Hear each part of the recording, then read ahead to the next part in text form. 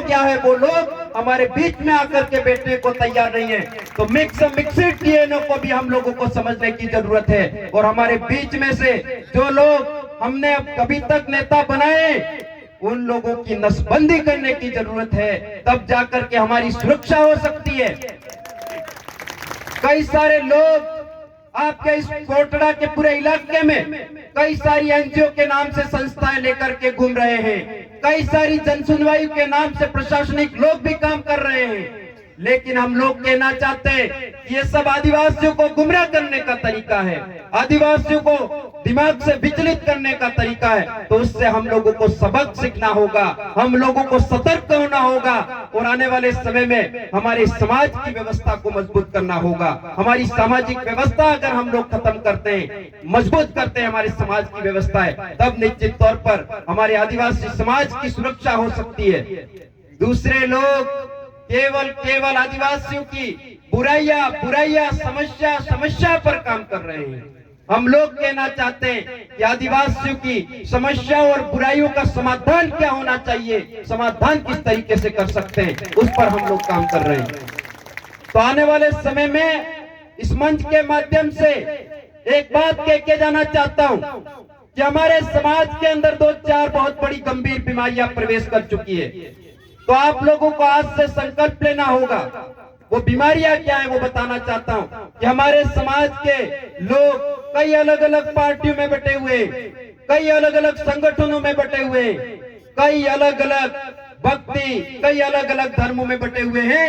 तो हम लोग यहाँ से कहना चाहते हैं कि आप लोग पार्टियों के बंधन को तोड़िए, संगठनों के बंधन को तोड़िए, धार्मिकता के बंधन को तोड़िए और हमारे आदिवासी परिवार की एक बहुत बड़ी विचारधारा काम कर रही है। सब लोग समान हो जाइए और आदिवासी परिवार के साथ में मिलकर के काम करिए। हमारे समाज की सुरक्षा होगी, तब जाकर के आने वाले समय में हम लोग पूरे इलाके को बचाने के लिए ये जो लड़ाई लड़ रहे हैं उसको हम लोग बहुत मजबूती से लड़ सकते हैं। आज के समय में हमारे इलाके को अनुसूचित इलाका बोला जा रहा है, हमारे इलाके को 5वें अनुसूची का इलाका बोला जा रहा है।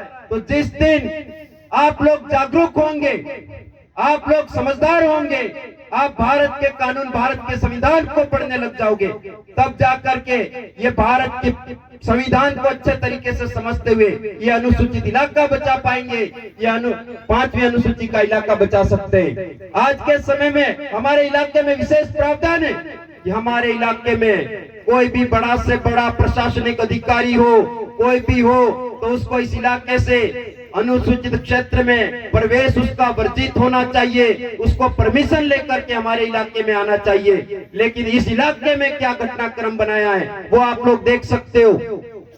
यहाँ पे जो डैम बन रहा है उसमें प्रस्ताव में किसी आदमी ने साइन किए, जो डैम बनाया जा रहा है उसमें ग्राम सभा का प्रस्ताव लिया जाता है। क्या वो प्रस्ताव लिए गए? जब भारत के संविधान में लिखा हुआ है कि न लोकसभा न विधानसभा, सबसे ऊंची ग्राम सभा में लिए गए निर्णय को, ग्राम सभा में लिए गए प्रस्ताव को कोई चैलेंज नहीं कर सकता है, इस तरीके से लिखा हुआ है। तो फिर यहाँ क्या हुआ रहा है?